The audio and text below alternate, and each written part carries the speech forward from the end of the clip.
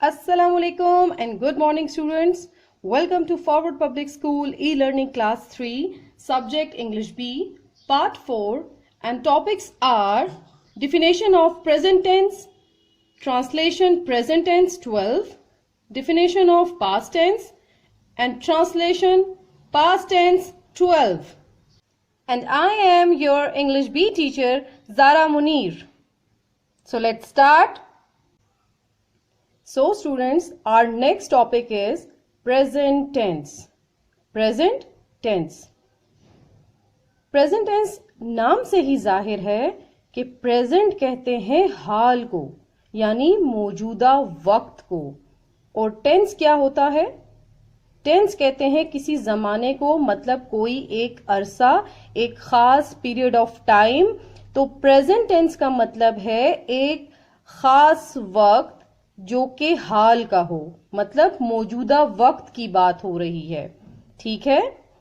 Definition, it tells us about habitual actions और routine works. Definition क्या है present tense की? जैसे मैंने अभी आपको समझाया, किसी मौजूदा वक्त में जो काम होता है उसे कहते हैं। तो यही यहां डिफिनेशन में बताया गया है कि जो काम, जो एक्शन आप डेली रूटीन में करते हैं, जो काम करते हैं, उसको प्रेजेंट टेंस कहा जाता है। ठीक है। फॉर एग्जाम्पल, मिसाल के तौर पर, आई रीड अ बुक, मैं किताब पढ़ती हूं या पढ़ता हूं।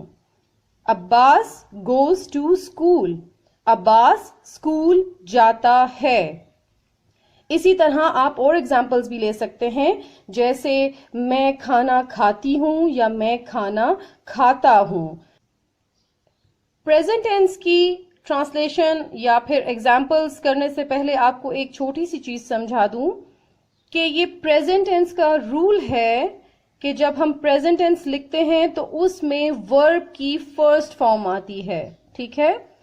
यहां पर ज्यादा नहीं है, लेकिन ये रूल्स हैं। ठीक है। अभी जब आप पास्ट टेंस पढ़ेंगे तो उसमें आपको ज्यादा प्रोमिनेंट होगा, ज्यादा अच्छा समझ आएगा, और ये भी पता चलेगा कि पास्ट टेंस में हम उसको किस तरीके से यूटिलाइज करेंगे। लेकिन प्रेजेंट टेंस में वर्ब की फर्स्ट फॉर्म आती है। ठीक है। उसको जब नेगेटिव करेंगे तो सिर्फ नॉट का एडिशन होगा, और इंटरोगेटिव करेंगे तो जो हेल्पिंग वर्ब होगी आपके पास वो सेंटेंस के स्टार्ट में आ जाएगी। हेल्पिंग वर्ब्स आपके पास हैं is, am and are. I S is, A M am, A R E are, is am are. These are your helping verbs. Students, present tense का एक और रूल ये भी है कि जब भी सिंगुलर नाउन आए या फिर ही, शी, इट आए तो उसके साथ जो वर्ब आती है, वर्ब की फर्स्ट फॉर्म के साथ हम एस या फिर ई एस की एडिशन करते हैं। जबकि प्लूरल नाउन में जो भी वर्ब आएगी उसके साथ कोई भी एडिशन नहीं होगी, वो फर्स्ट फॉर्म ही लगेगी। जैसे यहां पर है I read a book. Read जो है वो वर्ब है और इसके साथ हमने कोई एडिशन नहीं की, क्योंकि आई को भी हम प्लूरल कंसिडर करते हैं। अगर आई की जगह दे होता तब भी ऐसा ही होता, क्योंकि दे भी प्लूरल फॉर्म है। ठीक है। जबकि सेकेंड लाइन में Abbas goes to school, Abbas जो है सिंगुलर नाउन है, इसी वजह से जो इसके साथ वर्ब आ रही है, वर्ब की फर्स्ट फॉर्म गो के साथ हमने ई एस की एडिशन की है। याद रहे, सिंगुलर नाउन के साथ या फिर ही, शी, इट के साथ जो भी वर्ब आती है उसमें हम एस या ई एस का इजाफा करते हैं, जबकि प्लूरल नाउन में हम ऐसा नहीं करते। उसमें वर्ब की first form as it is ही रहती है। Okay. Now finishing line here. So students, our next topic is translation, present tense. मतलब अब यहां पर आपको वो एग्जाम्पल्स दी गई हैं जो प्रेजेंट टेंस में यूज होती हैं और उनकी साथ में ट्रांसलेशन है। ठीक है। शुरू करने से पहले आपको इतना बता दूं कि जब कोई सेंटेंस आए आपके सामने और उसमें हो is, am and are, is, am, are, तो आप समझ जाइएगा कि ये प्रेजेंट टेंस है, ठीक है। और फिर उसमें प्रेजेंट टेंस में आपके पास 3 काइंड्स आएंगी, 3 काइंड्स आएंगी, सिंपल, नेगेटिव, इंटरोगेटिव।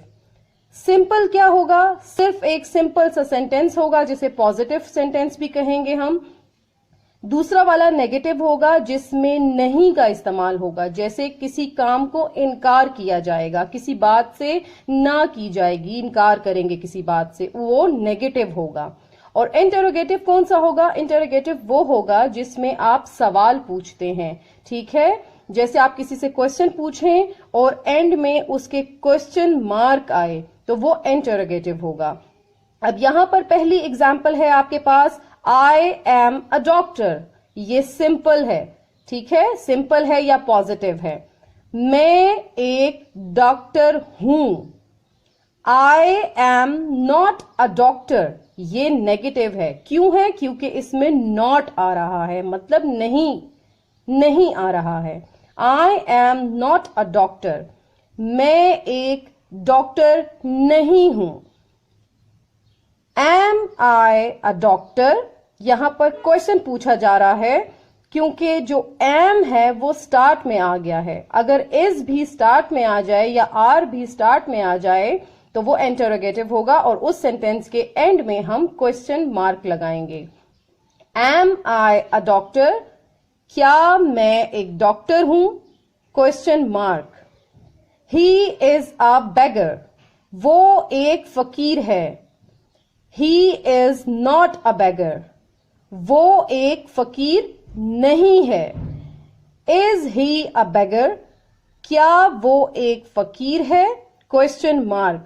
याद रखिएगा, इंटरोगेटिव सेंटेंस जब भी आए आप क्वेश्चन मार्क जरूर लगाएंगे, वरना आपकी मार्किंग कट हो जाएगी, ठीक है। शी इज अ वुमन, वो एक औरत है। She is not a woman, वो एक औरत नहीं है। इज शी अ वुमन, क्या वो एक औरत है? Question mark. यहां पर भी इज शी अ वुमन पर क्वेश्चन मार्क आएगा। ही इज अ फ्रेंड, वो एक दोस्त है। He is not a friend, वो एक दोस्त नहीं है। Is he a friend? Question mark. क्या वो एक दोस्त है?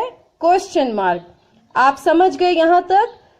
ठीक है। सिंपल सेंटेंस होगा, नेगेटिव होगा, इंटरोगेटिव होगा। सिंपल वो होगा जिसमें कोई क्वेश्चन मार्क नहीं होगा और नॉट भी नहीं लगेगा। नेगेटिव वो होगा जिसमें नॉट को हम ऐड करेंगे। और इंटरोगेटिव कौन सा होगा? इंटरोगेटिव कौन सा होगा स्टूडेंट्स? जहां पर क्वेश्चन मार्क आ जाएगा और अगर उस सेंटेंस में इज है या एम है या फिर आर है, वो सेंटेंस के स्टार्ट में आ जाएगा। ठीक है, यहां तक क्लियर है? Finishing line at the end. We are going to discuss now past tense. Past tense, what is tense? क्या बताया था मैंने? टेंस क्या है? टेंस होता है कोई जमाना, किसी वक्त को कहा जाता है। ठीक है, पीरियड ऑफ टाइम। पास्ट क्या है? पास्ट है गुजरा हुआ, जो गुजर चुका हो। पास्ट टेंस क्या मतलब हो गया? पास्ट टेंस का, पास्ट टेंस का मतलब हो गया गुजरा हुआ जमाना या गुजरा हुआ वक्त। ठीक है, पास्ट टेंस की डिफिनेशन पढ़ते हैं students. Let's read definition. It tells us about the events that happened some time ago. some time ago, जैसे मैंने अभी बताया कि पास्ट टेंस में आप गुजरे हुए जमाने की बात करेंगे, गुजरे हुए वक्त की बात करेंगे। ऐसी बातें, ऐसे काम जो गुजरे हुए जमाने में हो, उनको पास्ट टेंस कहा जाता है। For example, I bought a book yesterday. I bought a book yesterday. ठीक है, ये yesterday मतलब कल, गुजरे हुए कल की बात हो रही है. मैंने बुक खरीदी, मैंने किताब खरीदी कब? yesterday, गुजरे हुए कल की बात हो रही है. Second, Abbas went to school. Abbas school गया, अब्बास स्कूल गया. ठीक है, ये भी गुजरे हुए जमाने की बात हो रही है. अगर ये होता पास्ट टेंस ना होता और अगर ये होता प्रेजेंट टेंस तो आप क्या कहते? Abbas goes to school. जैसे लास्ट प्रेजेंट टेंस में हमने पढ़ा, तो अब ये हो गया है Abbas went to school. At the end, finishing line. Our next topic is translation, past tense. इससे पहले हमने present tense किया था. पहले उसकी definition की, बाद में उसकी translation की. अभी हमने past tense की definition की है और अब हम इस टॉपिक में उसकी translation करेंगे. पहले आप ये समझ लें कि जब सिंपल सेंटेंस आप लिखेंगे पास्ट टेंस का, तो उसमें वर्ब की सेकंड फॉर्म आएगी. स्टूडेंट्स, याद है इससे पहले वीडियोस में हमने वर्ब की फॉर्म्स पढ़ी थी. Form of verbs, first form of the verb, second form and third form.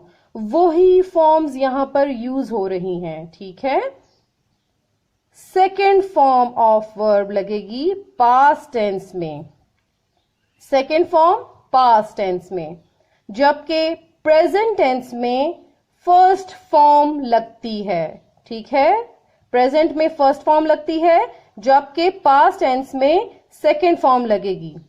सिर्फ सिंपल सेंटेंस की बात हो रही है. इसके बाद जब हम नेगेटिव करेंगे उस सेंटेंस को, तो वापस फर्स्ट फॉर्म लगाएंगे, फर्स्ट फॉर्म लगाएंगे, लेकिन उसके साथ हम क्या करेंगे? डिड नॉट लगा देंगे. जबकि प्रेजेंट टेंस में हमने क्या किया था? प्रेजेंट टेंस में हमने सिर्फ नॉट का एडिशन किया था. ठीक है, लेकिन यहां पर डिड नॉट आएगा. ठीक है, ये रूल्स हैं. फिर इंटरोगेटिव सेंटेंस आ जाता है, उसमें क्या करेंगे? उसमें हम डिड को स्टार्ट में ले आएंगे और उसी तरह फर्स्ट फॉर्म लगेगी. लेकिन चूंकि इस सेंटेंस में डिड ऑलरेडी मौजूद है, तो हम इसको फर्स्ट फॉर्म ही रखेंगे. फर्स्ट फॉर्म तब आएगी जब हम डिड लगाएंगे, क्योंकि स्टूडेंट्स डिड खुद एक सेकेंड फॉर्म है. ठीक है, तो जब ऑलरेडी सेकेंड फॉर्म लग चुकी है तो हम दो बार इसकी रिपीटिशन नहीं कर सकते. दो बार एक ही सेंटेंस में सेकेंड फॉर्म यूज नहीं हो सकती. ठीक है, और इंटरोगेटिव का तो एक साइन है क्वेश्चन मार्क, ये मैंने आपको बताया था, इसको हमेशा याद रखिएगा. ठीक है, रूल्स आपने समझ लिए. अब हम इसको स्टार्ट करते हैं. Ali won the first prize. Ali ने पहला इनाम जीता. उर्दू में इसकी क्या पहचान होगी? उर्दू में इसकी ये पहचान होगी कि इसमें आएगा आपके पास अलिफ एंड में आएगा. ठीक है, चाहे वो ता में आता है या फिर आपके पास आएगा या में. ठीक है, अलिफ एंड में आएगा. अली ने पहला इनाम जीता. इसको नेगेटिव जब करेंगे तो हम क्या करेंगे? Did not and first form of the verb. Ali did not win the first prize. Ali ने पहला इनाम नहीं जीता. Did Ali win the first prize? Question mark.